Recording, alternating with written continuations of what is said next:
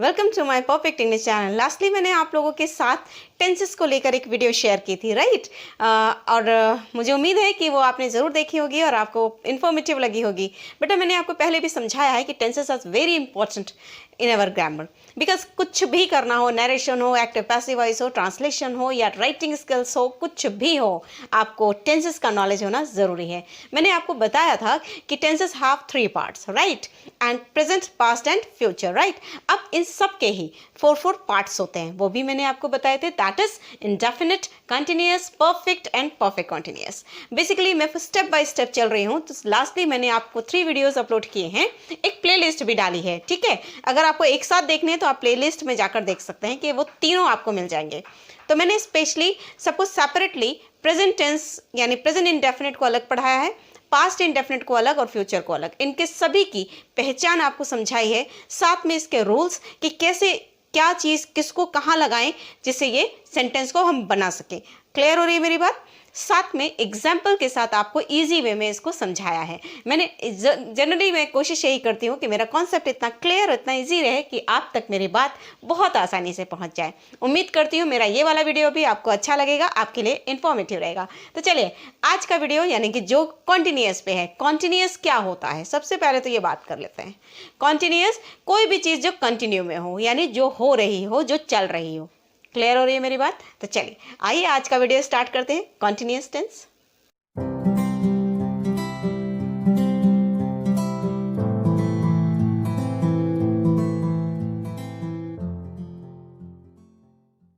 Friends चलिए start करें। Continuous, continuous जिसका शब्द ही समझ में आता है कंटिन्यू, यानी निरंतर, जो चीज़ रेगुलरली हो रही हो, दैट इज होती है कॉन्टिन्यूअस, राइट? जिसकी हम पहचान सिमिलरली ये ले लेते हैं, रहा है, यानी कुछ भी हो रहा है, हो रहा था, हो रहा होगा, ठीक है? अकॉर्डिंग टू टेंस अगर हम बात करें तो रहा था या रहा होगा या रहा है। कहने का मतलब ये है कि जहाँ पे भी ये रहा शब्द आए तो ये समझ जाइए कि वो कॉन्टिन्यूअस को लेकर टेंस है। अब वो टेंस प्रेजेंट में है, पास्ट में है या फ्यूचर में है, ये कैसे पहचानेंगे? चलिए इसको भी देख लेते हैं इनके रूल्स के साथ, राइट? मैंने बताया अकॉर्डिंग टू टेंस देख लेते हैं, कहाँ पे भाई रहा है आएगा, कहाँ पे कहाँ रहा था, ये सब कुछ देख लेते हैं, राइट? तो प्रेजेंट, प्रेजेंट जब होगा यानी वर्तमान काल होगा, जब आज की बात हो रही होगी तो वहां पर लिखा होगा रहा है या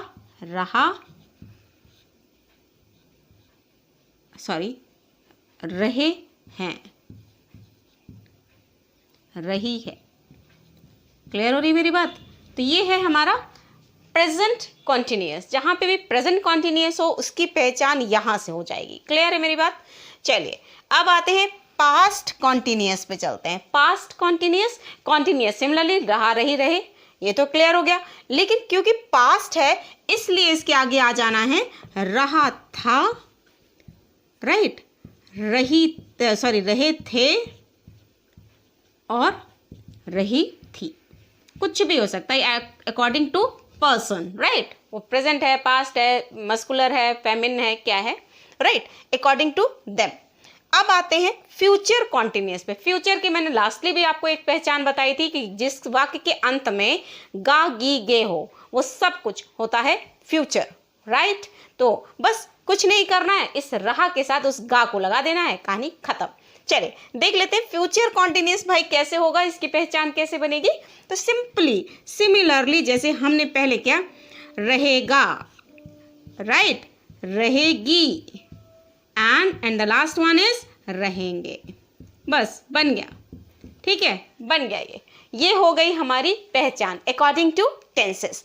तो ये मेरी बात इतनी क्लियर हो गई आपको कि पहली चीज कॉन्टिन्यूअस है तो मतलब कंटिन्यूअली कोई काम चल रहा है, निरंतर कोई काम हो रहा है, निरंतर कोई बात हो रही है। सिंपली साधारण भाषा में समझाऊं तो रहा है, रही है, रहे हैं, मतलब कोई चीज हो रही है, वो सब कुछ कॉन्टिन्यूअस के अंदर आती है, ठीक है? अब है, था, गा, ये सब कहाँ लगना है? अगर प्रेजेंट है तो रहा है लगा होगा, पास्ट है तो था लगा होगा, लेकिन अगर फ्यूचर है तो यहाँ पे गा का यूज होगा, क्योंकि अगर आपने टेंसेस मेरे पढ़े हुए हैं पहले वाले तो आपको ये और इजी हो जाएगा, गा था और हा की स्टोरी। क्लियर है मेरी बात? चलिए अब अकॉर्डिंग टू रूल और one by one step by step चलते हैं, करते हैं सबसे पहले स्टेप से, यानी प्रेजेंट से, यानी वर्तमान से। ठीक है, तो चलिए देखिए, प्रेजेंट कॉन्टिन्यूअस यानी आज अभी फिलहाल जो कुछ हो रहा है, that is all present continuous. Clear हो रही है मेरी बात? चलिए आइए पहले इसकी पहचान देख ले। मैंने अभी हालांकि आपको समझा दी है, एक बार इसको और देख लेते हैं। ठीक है, इसकी अगर पहचान होगी तो वो हमेशा होगी हमारी रहा है, रही है और रहे हैं, अकॉर्डिंग टू जेंडर और पीपल। क्लियर हो रही है मेरी बात? ओके, जहां कहीं भी आप देखो रहा है, रही है, रहे हैं आए, वो सब कुछ प्रेजेंट कॉन्टिन्यूअस में आएगा। अब आप बेटा बोलोगे कि मैम ये तो हो गई हिंदी की पहचान, राइट, लेकिन हम इंग्लिश में क्या करेंगे? इंग्लिश में बहुत सिंपल सी बात है बेटा, जहां कहीं भी रहा शब्द होगा ना, वहां पे आईएनजी जरूर लगा होगा। ठीक है, इसको क्लियर कर लो कि जहां कहीं भी कॉन्टिन्यूअस होगा वहां आईएनजी जरूर होगा। ठीक, चलिए आते हैं इसके रूल पर। स्टूडेंट्स रूल देख लेते हैं। ठीक है, रूल में क्या आ जाता है कि सबसे पहले आप देख पा रहे हैं कि ये है एक अफर्मेटिव सेंटेंस, क्योंकि स्टार्टिंग में लगा है सब्जेक्ट। अब सेंटेंस किस प्रकार के होते हैं? सेंटेंसेस आपको मैंने बढ़ाया हुआ है अपने सेंटेंस के एपिसोड में, जिसे आपको मैंने बताया है कि सेंटेंसेस अफर्मेटिव भी होते हैं, नेगेटिव भी होते हैं और इंट्रोगेटिव भी होते हैं। इंट्रोगेटिव के भी 2 टाइप्स हैं, वो मैं आपको समझा चुकी हूँ। इंट्रोगेटिव में WHS and helping verb, yes very right.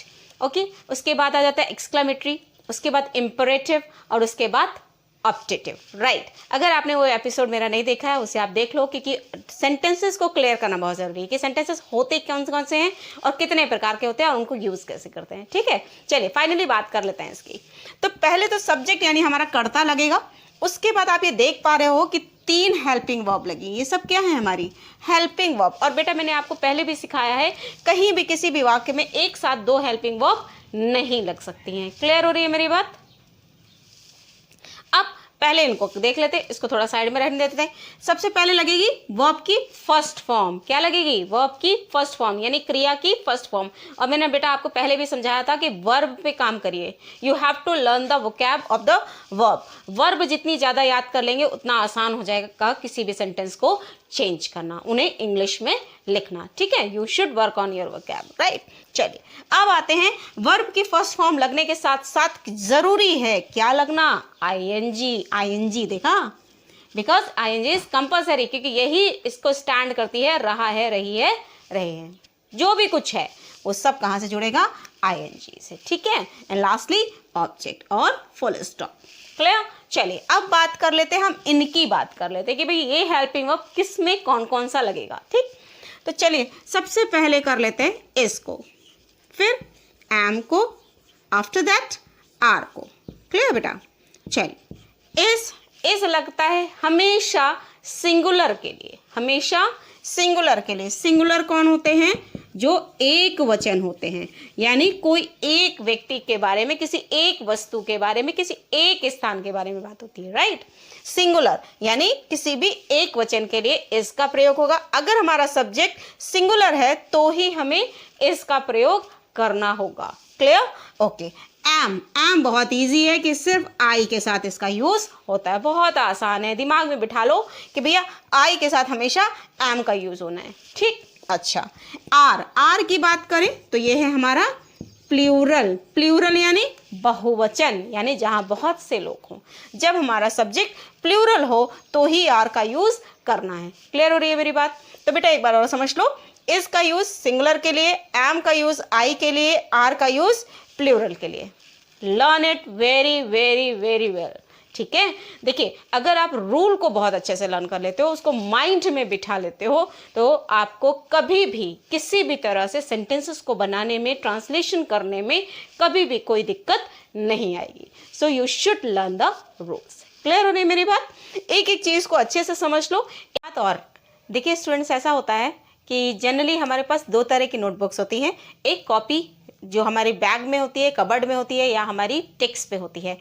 लेकिन एक और डायरी है जो है हमारी माइंड। यहाँ पर अगर आप कोई भी रूल, कोई भी लैंग्वेज, कोई भी चीज़ स्टोर कर लेंगे तो वो कभी भी नहीं मिटेगी, वो कभी भी नहीं उसे भूल पाएंगे आप, राइट। इसलिए जो भी लर्न करिए, जो भी पढ़िए, ज़रूरी नहीं है मैं ग्रामर की ही बात कर रही हूँ, आप लाइफ में जो कुछ पढ़ते हैं, जो कुछ लर्न करते हैं, जो कुछ सीखना चाहते हैं, अगर आप उसको यहाँ स्टोर कर लेंगे, माइंड में स्टोर कर लेंगे तो वो फॉर एवर के लिए हो जाएगी। ठीक है, तो चलिए आइए बात कर लेते हैं, इनको एग्जाम्पल से समझ लेते हैं तो थोड़ा और ईजी हो जाएगा। ठीक है, चलिए एग्जाम्पल देखें।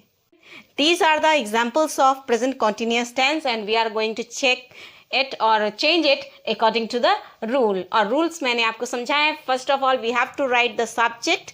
After that helping verb.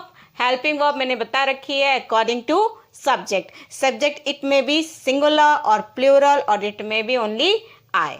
Right?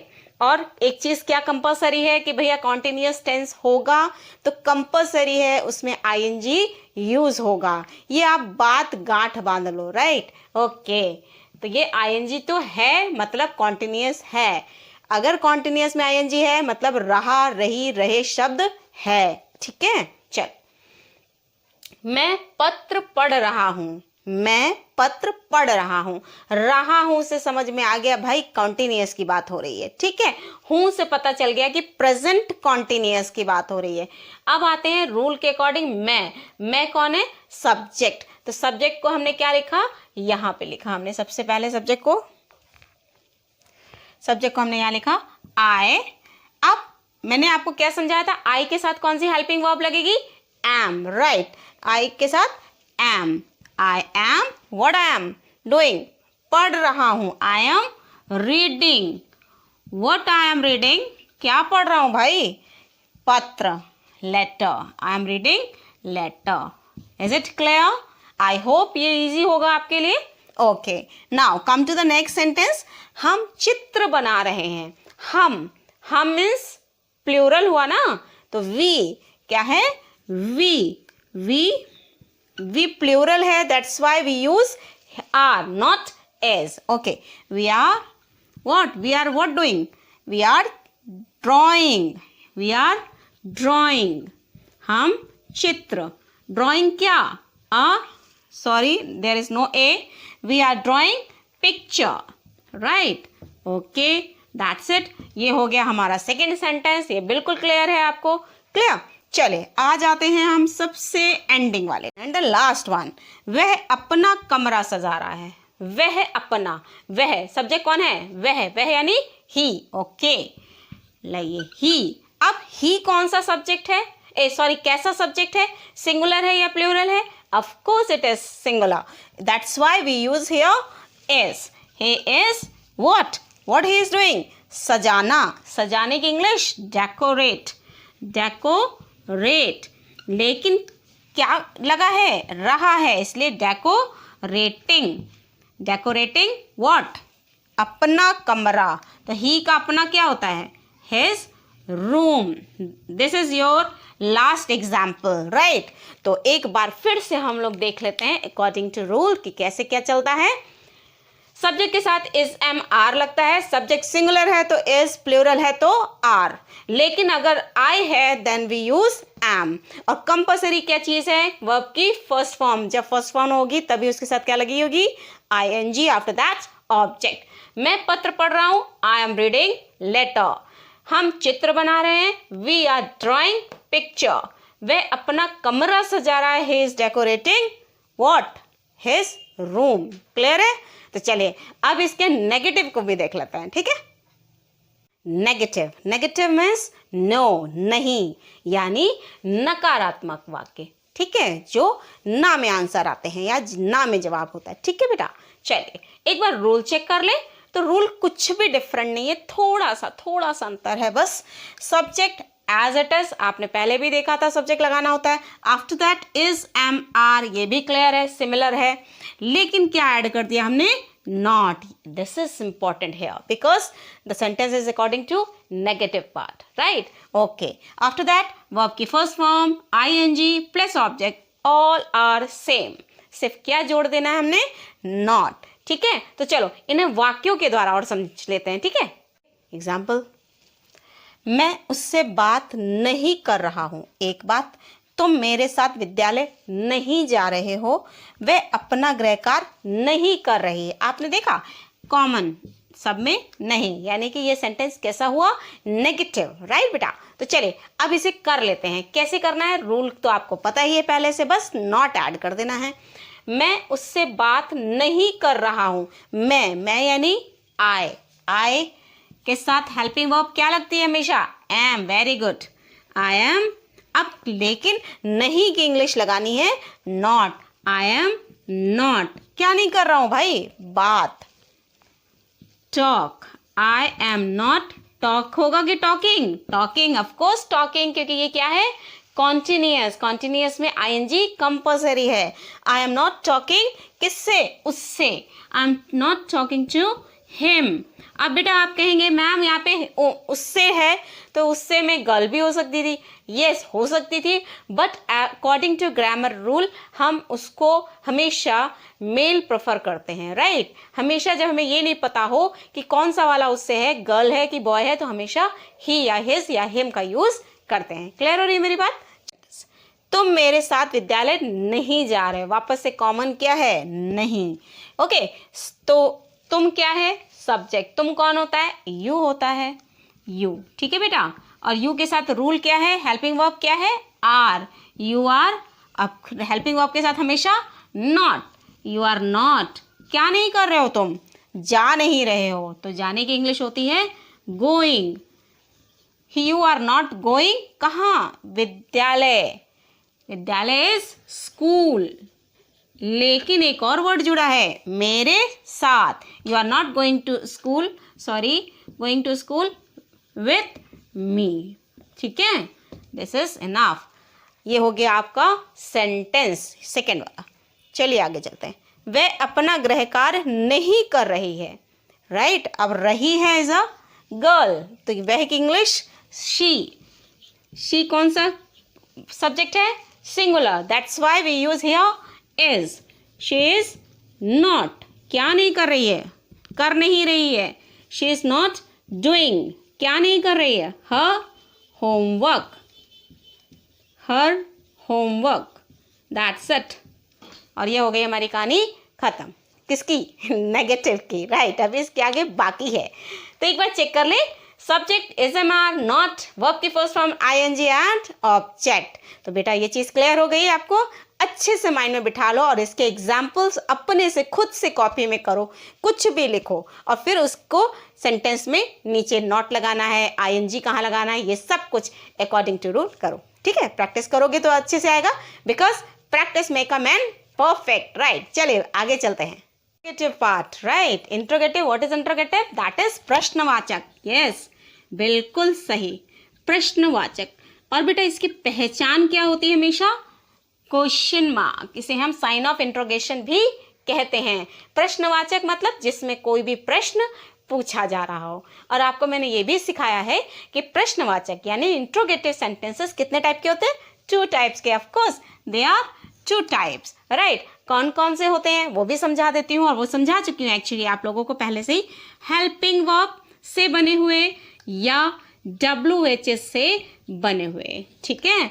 अब आप ये मत पूछना मैम कि what is WHS and what is ये हेल्पिंग वर्ब, राइट, क्योंकि ये मैंने आप लोग को ऑलरेडी अपने लास्ट वीडियोस में जब मैंने सेंटेंस पढ़ाया था वहाँ समझाया था, ठीक है। चलिए फिर भी एक छोटी सी बात, WHS what, when, where, how, clear है। Helping verb is MR, was were, have has, do does, ये सब कुछ आता है हेल्पिंग वर्ब में। Am I clear to all of you? Okay students, चलिए स्टार्ट करते हैं इनके एग्जाम्पल से, तो थोड़ा और क्लियर कर लेते हैं इसको। अब एग्जाम्पल बनाने से पहले तो रूल चेक कर लें, है ना। तो रूल है इज MR, देखा ये क्योंकि हेल्पिंग वर्ब से बने हुए सेंटेंसेस हैं, इसलिए ये इंट्रोगेटिव कैसे बनेंगे, हेल्पिंग वर्ब से स्टार्ट होंगे। जब भी हेल्पिंग वर्ब यानी सहायक क्रिया से कोई भी प्रश्न बनते हैं तो वो हमेशा स्टार्टिंग में लगते हैं, ठीक है। इज MR कहाँ लगते हैं पहले बता चुकी हूँ। इज लगना है सिंगुलर के साथ, आई लगना है, सॉरी एम लगना है आई के साथ, आर लगेगा प्लूरल के साथ। क्लियर है मेरी बात? Okay, then after that subject लगाइए। वर्ब की फर्स्ट फॉर्म ING कंपल्सरी है क्योंकि हम ING यानी कंटिन्यूअस बना रहे हैं।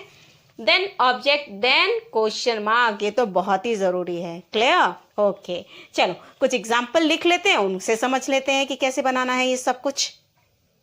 सो स्टार्ट करें। वह कुछ सोच रहा है, ये चीज़ मैंने पहले भी समझाई है आपको कि जब भी हेल्पिंग वर्ब और WHS को पहचानना हो कि भाई ये क्वेश्चन कौन सा वाला है, क्या सहायक क्रिया से बना है कि प्रश्नवाचक शब्दों से बना है, तो हमेशा याद रखना जब भी हेल्पिंग वर्ब से क्वेश्चन बना होगा तो उसमें क्या हमेशा आगे लगा होगा, ये याद रखना। जबकि WHS से बने हुए क्वेश्चंस में जो प्रश्नवाचक शब्द होते हैं वो कहीं बीच में लगे होते हैं। ठीक है, ये जब हम अभी WHS पढ़ेंगे ना तो और क्लियर हो जाएगा। चलो ये वाला देख लेते हैं। क्या वह कुछ सोच रहा है? क्या, अब सबसे पहले हेल्पिंग वर्ब, अब कौन है ये सब्जेक्ट, कौन है? वह कौन होता है? ही कौन हुआ? सिंगुलर, सिंगुलर किसके साथ लगाना है? एज ही क्या सोच रहा है?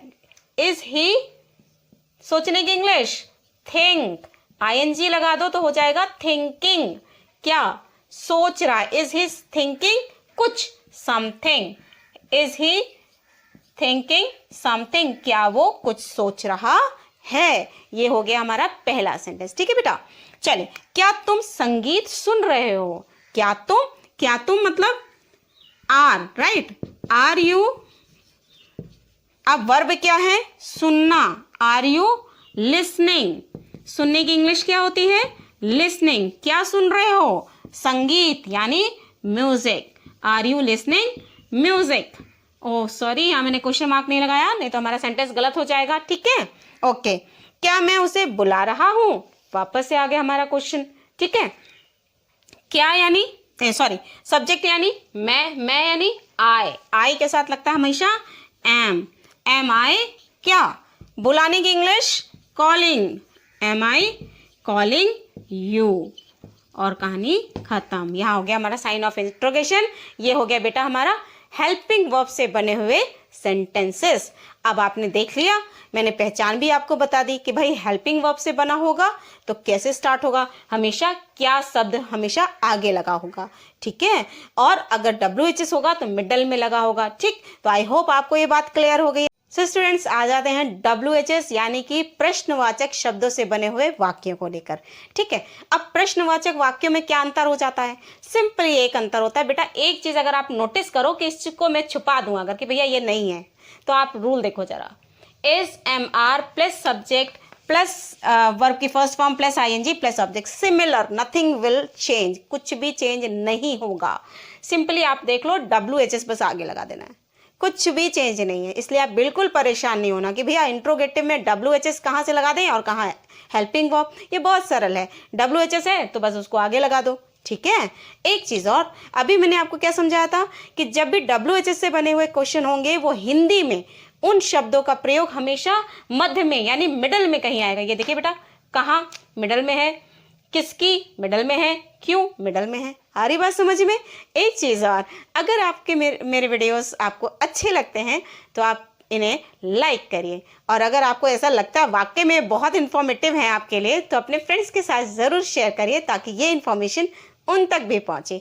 और अगर आप मेरे इस चैनल पर नए हैं तो मेरे इस चैनल को सब्सक्राइब करिए, साथ में लगा हुआ बेल आइकन प्रेस करना बिल्कुल नहीं भूलिए, क्योंकि उसी की वजह से मेरे नए वीडियोस की अपडेट सबसे पहले आप तक पहुंचेगी। ठीक है, चलिए स्टार्ट करते हैं।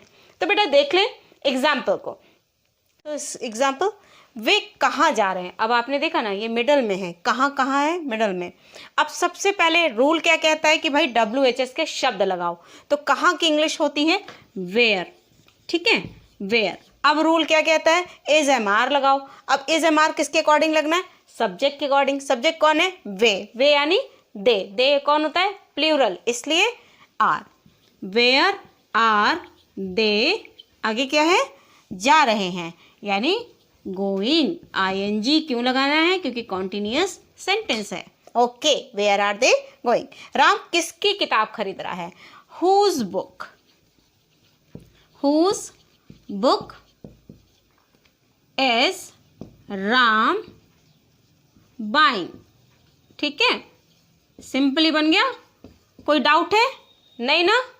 यहाँ पे whose book, helping verb, subject और ऑब्जेक्ट वर्ब के साथ आईएनजी। नेक्स्ट, मैं उससे क्यों मिल रहा हूँ, मैं उससे क्यों की इंग्लिश होती है why, am helping verb, I meet him question mark. ये हो गया हमारा WHS से बने हुए सेंटेंसेस, इंट्रोगेटिव सेंटेंसेस। ठीक है, तो आई होप आपको पूरी बात क्लियर होगी। लेकिन इन सब से ज़्यादा ज़रूरी है बेटा प्रैक्टिस। सिर्फ एक बार कर लेने से, एक बार सीख लेने से आ नहीं जाता। ठीक है, अब आप अपनी नोटबुक में सेंटेंसेस बनाइएगा, इनको क्लियर करिएगा, रूल्स को लर्न करिए, उसके अकॉर्डिंग सेटअप करिए, हर एक वर्ड को कहाँ पर रखना है। ठीक है, तो इस तरह से आपको ये और अच्छे से आ जाएगा। आई होप आपको मेरा ये वीडियो अच्छा लगा होगा। तो चलिए फिर मिलते हैं अपने नेक्स्ट वीडियो पर। Thank you and have a nice day.